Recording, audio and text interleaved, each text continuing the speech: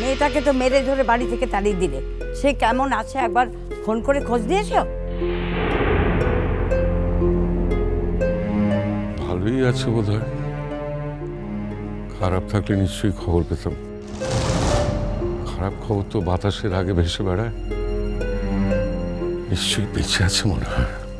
যা মুখে আসছে তাই বলছো? বলতে বলতে না তোমাদের মুখ একদম বেড়ে গেছে, তাই না? ওদি, তুমি রাগ করো যাই করো, আমার মেয়ের জন্যই তো এই সংসারে এত অশান্তি। আশা মিটলো, সংসারে শান্তি তো থাকলো। সে আমার মেয়ে বাঁচলো কি মরলো তাতে কার কি যায় আসে? ভাগ্যে ভাগ্যে ওর একটা বিয়ে দিয়ে দিয়েছিলাম, তাহলে কোথায় থাকতো মেয়েটি, কোথায় থাকতো? হয় ঘাড় ধাক্কা দিয়ে একবার রাস্তায় বার করে দিতে হতো, না তো কোনো হোমে টোমে দিয়ে দিতে হতো। না না না, আমি মন শক্ত করে নিয়েছি। আমি এই মেয়ের কথা ভেবে কোনোদিনও মন খারাপ করবো নি, মরতে মন খারাপ করবো নি। কথাটা কানে গেল তাই বলছি ঠাম্মা। রাঙা পিসি কদিনই বা হলো বলো তো এ বাড়ি থেকে শ্বশুরবাড়ি গেছে? দুদিন বই তো নয়। তা শ্বশুরবাড়িটা যদি কলকাতা থেকে দূরে হতো কি করতে ঠাম্মা? মেয়েকে ঘর জামাই রাখতে? প্রত্যেক বাবা মাই তো মেয়েকে বিয়ে দিয়ে শ্বশুরবাড়ি পাঠিয়ে দেয় ঠাম্মা।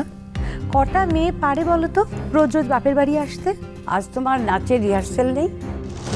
হ্যাঁ আছে, কিন্তু একটু বেলার দিকে। কেন? না, এতক্ষণে তো তুমি বাপের বাড়ি চলে যাও, আজকে এখানে আছো তাই বলছি। ও তো এমনি এমনি বাপের বাড়ি যায় না সোনা জেঠি। কেন যায় সেটাও খুব ভালো করে জানো। তারপরেও আমি তোমার সঙ্গে কোনো কথা বলতে চাই না শুভ।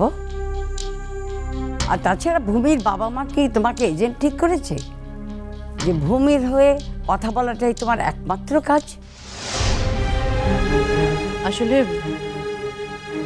আসলে আমাদের উপর সবার রাগ সেদিনের ওই পাড়ির ব্যাপারটা নিয়ে, তাই না সোনা জেঠি?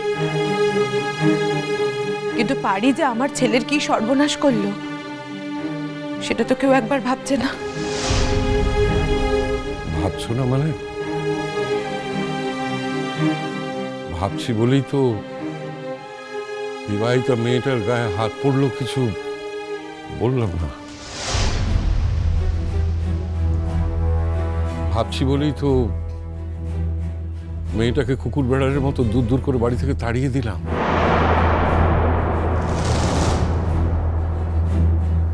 এরপরও আমাকে তোমরা কি ভাবতে বলছো বলো তো? কি ভাবতে বলছো? দেখো ঠাকুরপো, তোমাদের ধর্ম, তোমাদের কর্তব্য তোমাদের কাছে। আর একটা কথা, তোমরা কেউ যাও না যাও, আমি কিন্তু কাল পাড়ির বাড়িতে যাব। আর সে যদি আসার জন্য বায়না ধরে আমি তাকে নিয়েও আসবো। আর এটাও মনে রেখো, এ বাড়িতে কিন্তু আমারও ভাগ আছে।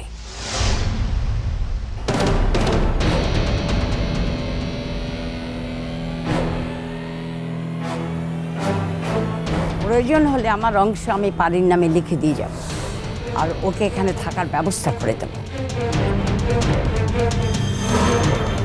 যাতে তার নিজের অধিকারে সে আসতে পারে এই বাড়িতে এবং থাকতেও পারে।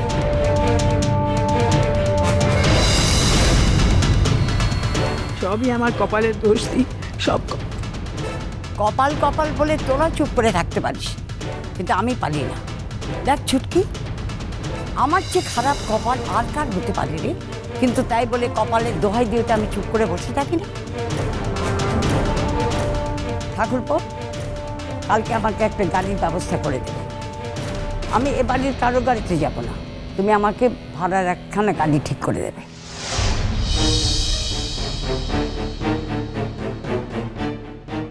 যদি তোমাদের ইচ্ছা হয় যেতে পারো, অবশ্য বলা যায় না, ছেলে ছেলের বউকে খুশি করার জন্যে সেই সাহস তোমরা নাও দেখাতে পারো।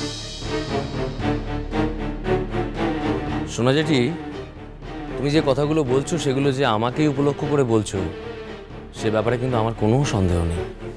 সন্দেহের অবকাশ থাকার কথা ছিল নাকি শুভ? আমার তো মনে হয় ছিল না। অত পাড়িকে ভাগ লিখে দেওয়ার কোনো দরকার নেই সোনা জেঠি।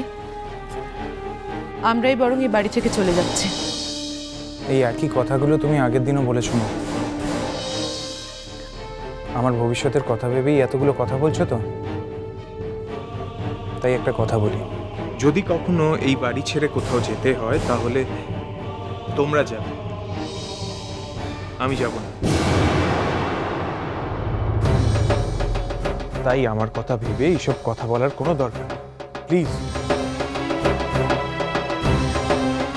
আর একটা কথা দাদুভাই, রাঙা পিসি যাতে এই বাড়িতে যখন ইচ্ছে তখন আসতে পারে সেটার ব্যবস্থা যত তাড়াতাড়ি হোক যাতে করা হয়, প্লিজ। আমি কি করে তাকে আসতে বলি বলো তো?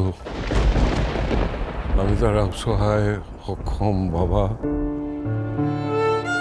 আর আমি বললেই তো সে আসবে তার তো কোনো মানে নেই। তার স্বামী তাকে ছাড়বে কিনা সেটা তো একটা ব্যাপার।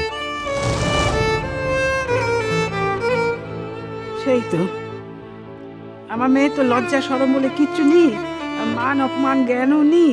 তুই করে ডাকলেই সে চলে আসবে, কিন্তু আমার জামাই তো তেমন ধারা নয় কো। হ্যাঁ, এ বাড়িতে তার বউয়ের গায়ে হাত তোলা হয়েছে, সে তার বউকে এ বাড়িতে নাও পাঠাতে পারে।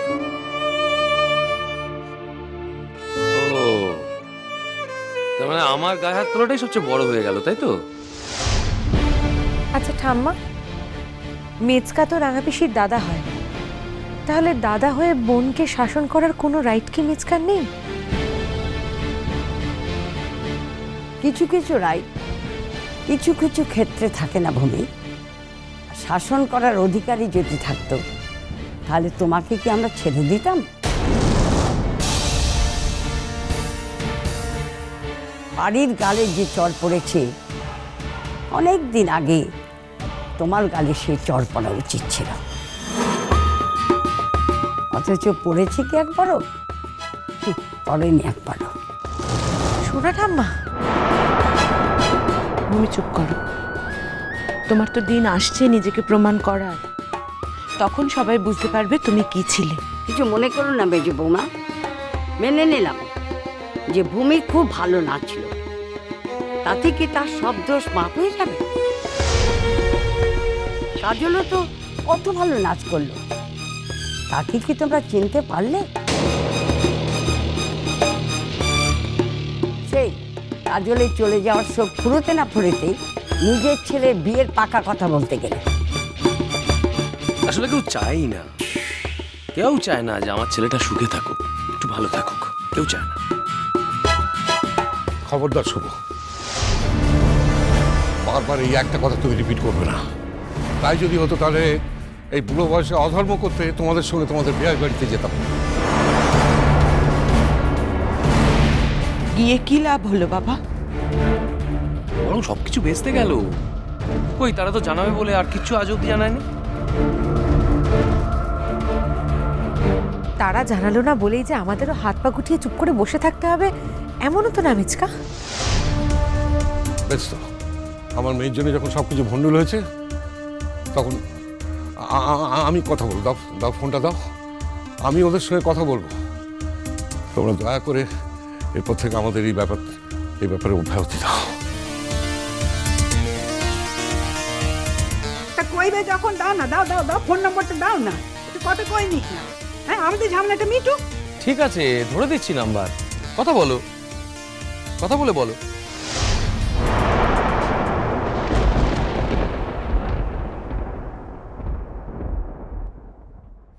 আঙ্কেল,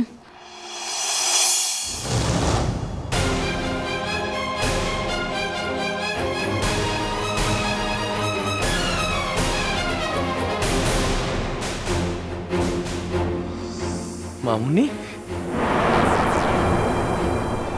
মামুনি, এসো মা, এসো।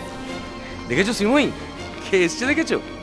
সিমুই, আমি তোমাকে বলেছিলাম না আমাদের যেরকম মামুনির জন্য কষ্ট হচ্ছে সেরকম মামুনিরও নিশ্চয়ই আমাদের জন্য। কি মামুনি? এসো আশিম, এসো বসো না। কেমন আছো আরশি? আন্টি,